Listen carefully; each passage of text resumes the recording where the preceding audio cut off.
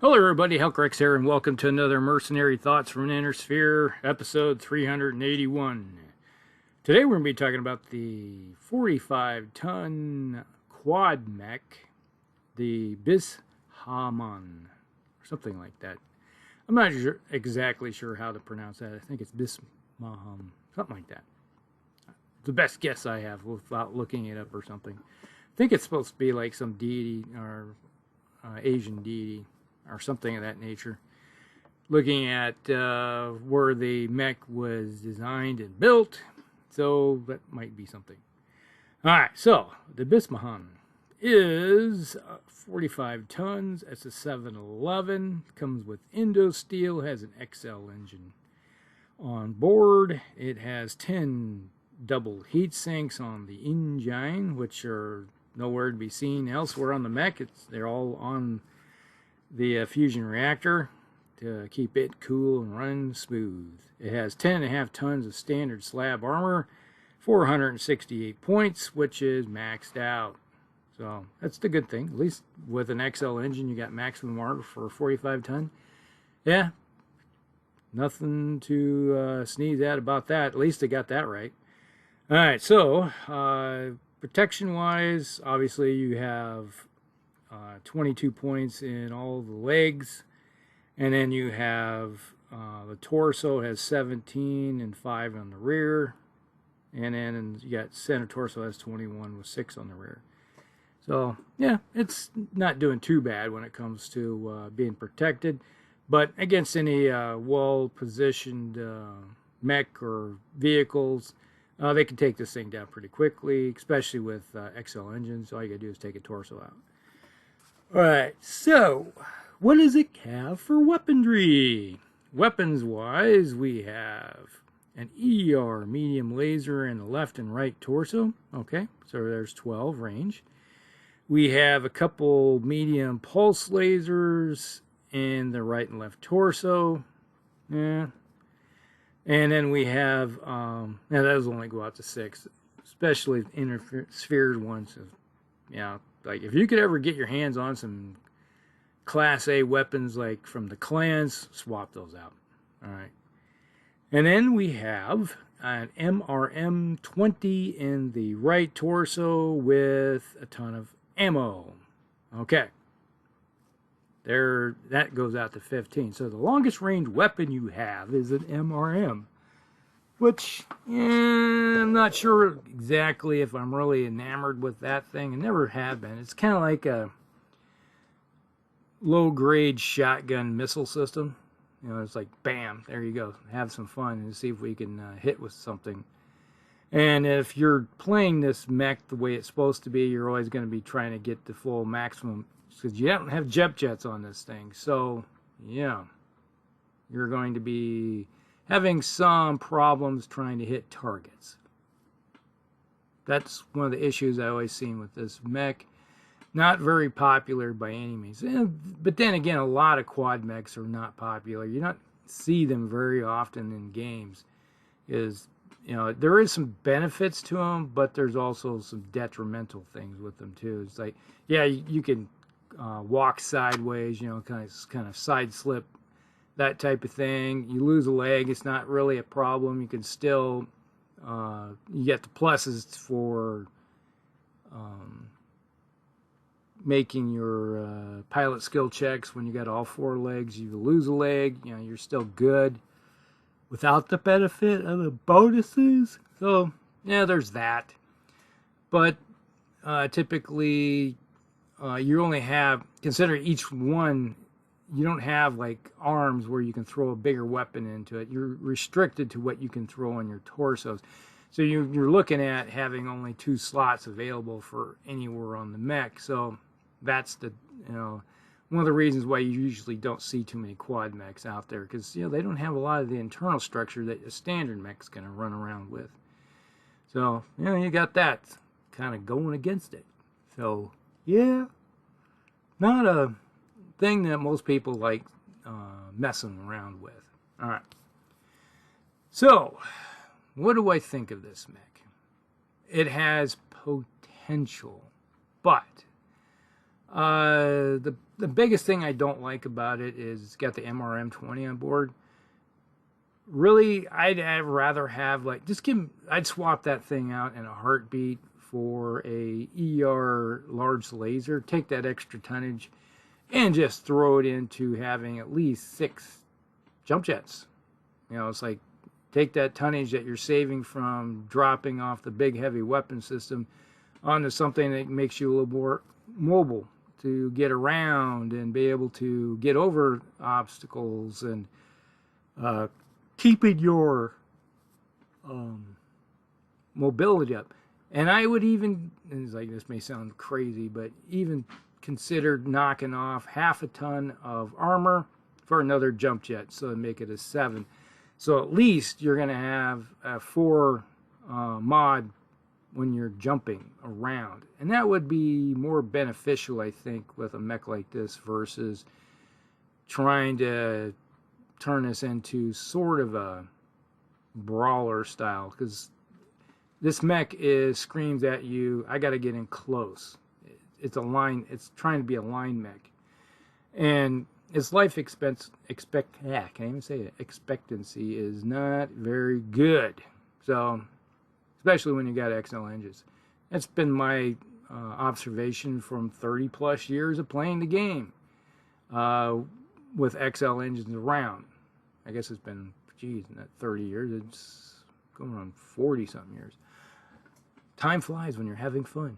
All right, so now how would you use this thing? Obviously, you're a 7-11. You got some mobility here. In a straight line, you can get that 4 mod.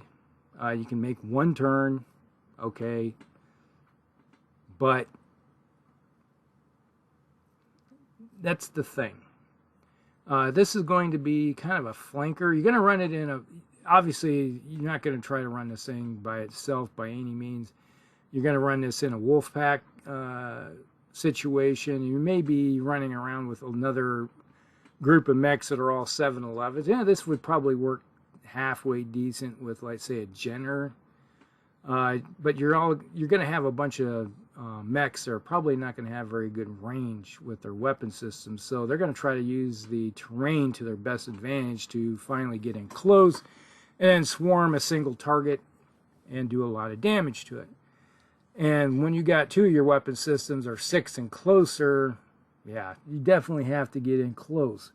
And obviously, none of the weapon systems on board this version that comes in at, what, 1,370 battle value are long range. So you're going to be most likely spending most of your time within 12 and 6.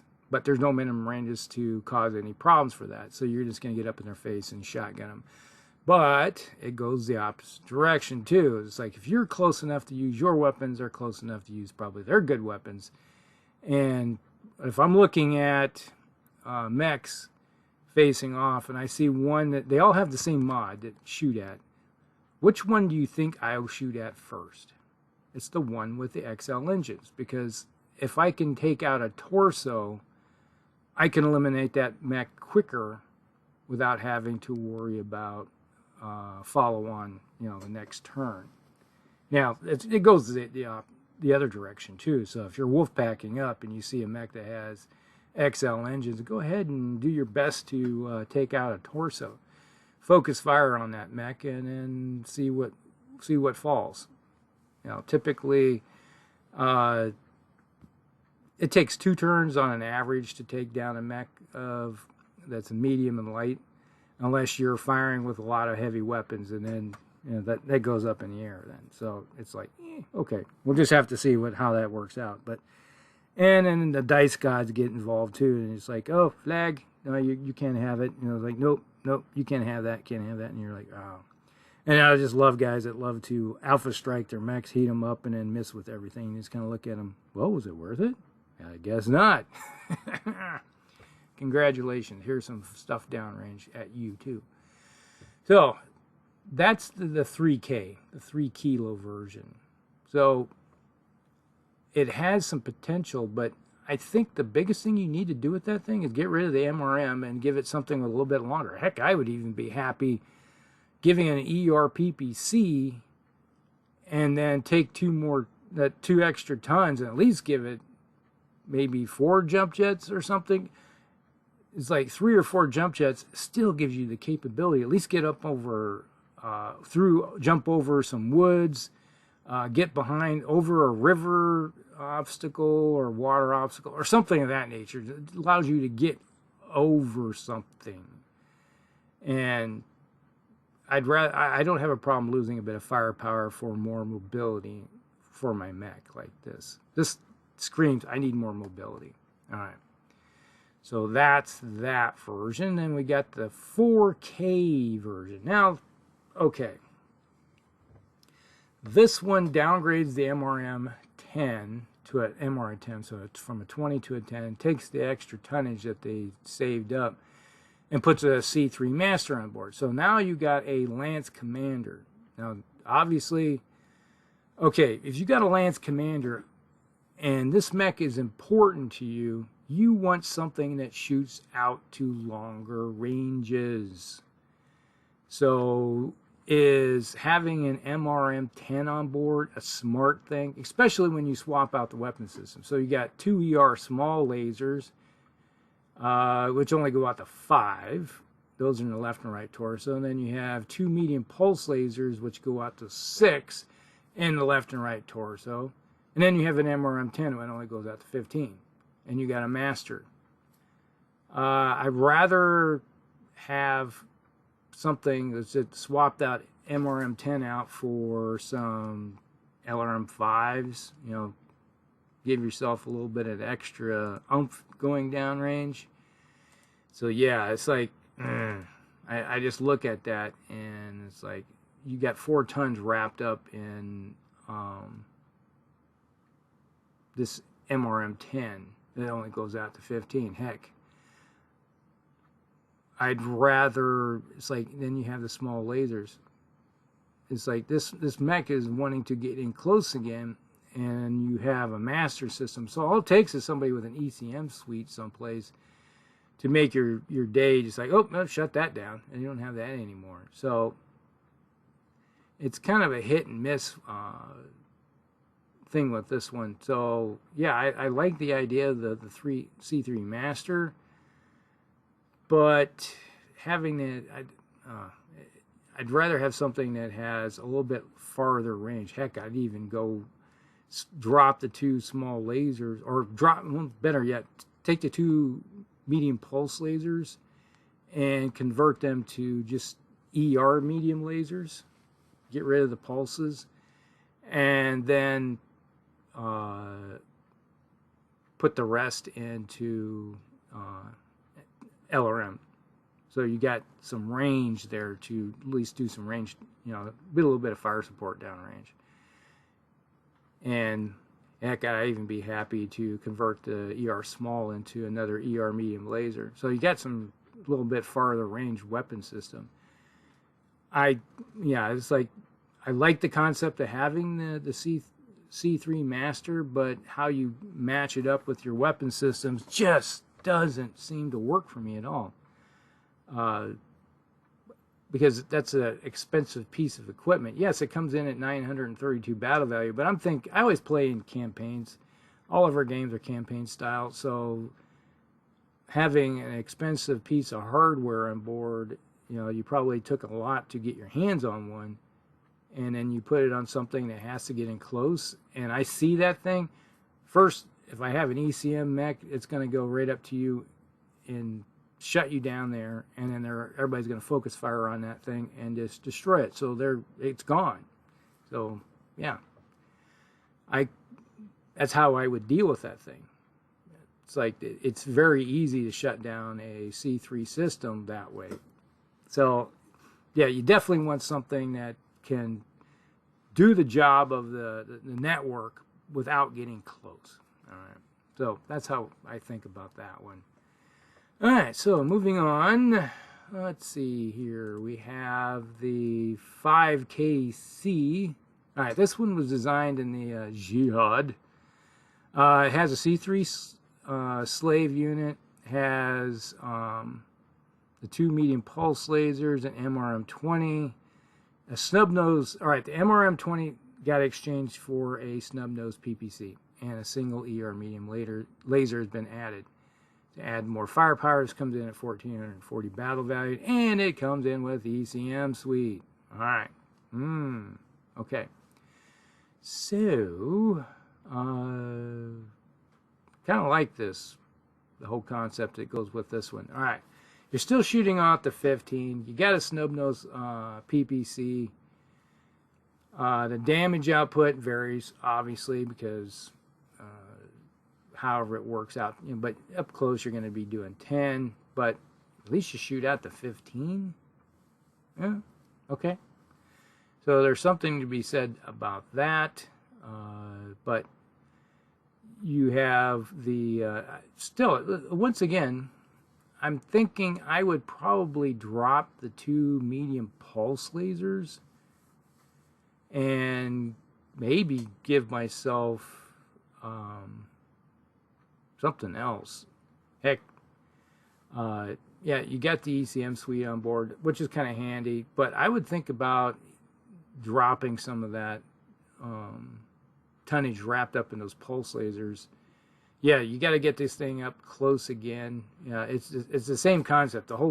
Each design is 15 and close. You got mechs that want to get in close. Obviously, with a slave, this is going to probably be the eyes and ears for your lance, but